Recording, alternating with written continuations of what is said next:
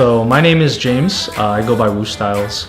I started dancing when I was in college, and I had joined up with the breakdancing club that was at my school. So I started out breaking. With locking, the first person that I really saw in like real life doing it was this guy named Locking Lucas. And I just thought it was a really cool dance and it looked like a lot of fun. And so I really just started trying to do that as well. Locking was created by Don Campbell, and he couldn't do a specific kind of dance. So he did something wrong. And he took that one thing that was wrong and he made it into something that was uniquely his own. And that's just really freaking cool. So he took this, and I would still say it's the robot, because I recently read something about it, that it was the robot, that he just couldn't quite get it, and someone encouraged him, was like, oh, just keep on doing that lock, right? And so he kept on doing it, and that was probably the one thing that really set him apart and really made him that much more unique than most other people. Now, what Shabadoo told me was that he started winning all these competitions for dance and getting all this clout, and that was really how it started to branch out. And so from there, Don Cornelius, I guess, I'm not sure if it was him directly, but they started dancing on Soul Train. And so Don went on there to dance, and he showed this style, Campbell locking, as it was originally called. And it was just this like really cool kind of thing to show. It's just got this like high energy about it, you know?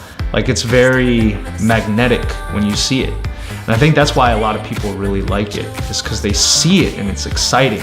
It's kind of like those party dances that we're talking about, or like the popular dances now, like all the trendy stuff, you know? You see it and it's just interesting, and it's like something that you just want to gravitate towards. But like really defining the style in words is kind of hard, because it is still about individuality in its own way. There's like a feel to it where, you know, you got like I said, it's like that playful character, but you know, it really is like, how do you take just that feeling and then make it your own? I want to say that the energy that you get from funk music is the same energy that you get from locking. I don't know about like how it influences it per se, because they kind of go hand in hand. It's not really like one or the other. And yeah, you can lock to other kinds of music. Like you can lock to hip hop, you can lock to whatever G-funk kind of stuff. You can lock to classical music if you really want to.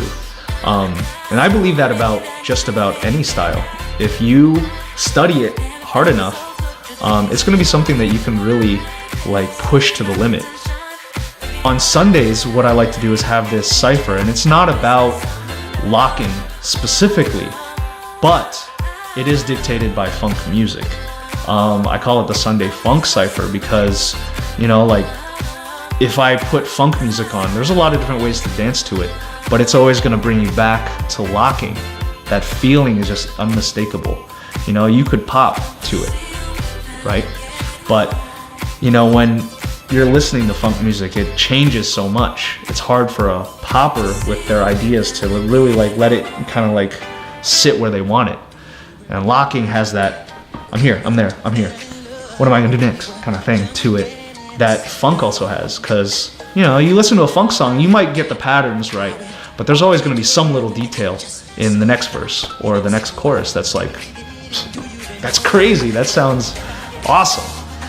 And so the funk cypher for me is more about people coming out and me personally representing locking there, because again, it comes back to just how I think the scene needs to progress, is seeing that there's a scene for it, knowing that there's something there, because I even get people who have been here from out of town, they're like, yeah, I don't know, like I can't find any lockers here. And so doing this cipher, going out more to parties, actually locking and taking my locking more seriously is what I think is more important to other people who are visiting to see. And to see that there is something more than just the b-boys and the poppers and then the house dancers and the choreography teams and stuff like that. And so really it's just about making a presence more than anything. In the US, I'm seeing locking kind of fading into obscurity. Like people know about it and like they want to learn, but it's not one of those things that people are like, oh yeah, I gotta go do it. It's something that like I'm like really passionate about. Locking has kind of gone to the point where it's a little bit more novelty for dancers in the US at the very least. Like I've been hearing from a lot of different people that, you know, like you go to like Taiwan, you go to Vietnam, you go to France, it's huge and everyone loves it. So there's a lot of locking in just about every other country. But then once it comes to the US, you know, the place where it was created, it's just like, oh, well, you know, I always wanted to learn how to lock, that kind of thing. And so recently what I've been trying to do is just put locking a little bit more into people's mind. Not as like, oh, it's just like something that some people do. I want to try and get it to where people are like, oh, well, someone's like really doing it. And so what I've been trying to do is teach more. And at this point, it's hard to say, oh, well, I need to get this much money, or I need to have this, or I need to do this in order to get a class going. Because, you know, when it's not something that people are really, when it's not something that people really know about, it's hard for people to say, oh, I want to spend like $20 on a class just to learn it. If there's no community, there's not really much. And so that's what I've been trying to do. I've been teaching at like college teams and stuff like that want to learn, and I've been doing it for free because it's something that I really feel like needs to start there rather than like demanding, well, this or that. Really, when it comes down to it, trying to bring locking back has to start from some kind of community building. We're not going to really see parties with like lockers, you know, because that's like kind of the main thing is like you go to a party, you see locking, and it's just this fun thing that people just gravitate towards. They're just like, oh, I like to dance. I like watching this guy dance, and he's making me want to dance. And that's really, I think, it's where I want to start, because if people are forgetting about where the roots are coming from, then it's going to be really hard to bring them back there, because it can be a very technical style. But I think the heart and soul of it has always been in this party and in the funk, you know, just having a really good time.